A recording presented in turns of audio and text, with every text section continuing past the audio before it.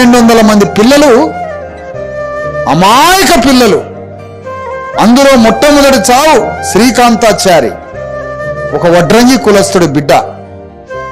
ఆ బిడ్డని చంపి రెచ్చగొట్టి ఆ పిల్లగాడు చచ్చిపోతే ఆ కాలిపోయిన బొమ్మని పట్టుకొని తెలంగాణ అంతా తిరిగితే శ్రీకాంతాచారికి వచ్చిన పేరు మాకు కూడా వస్తుందని 1200 మంది అమాయకులు చచ్చిపోయినరు.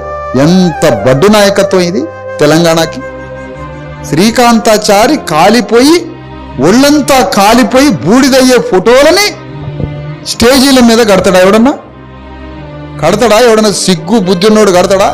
ఒక ప్రొఫెసర్ కట్టిండు.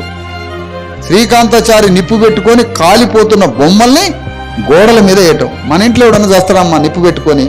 ఆ ఫోటో మన ఇంట్లో పెట్టుకుంటావా? మీ ఇంట్లో ఒక పద్ధతి, మంది దగ్గర ఒక పద్ధత. అట్లా బిడ్డలని 1200 మంది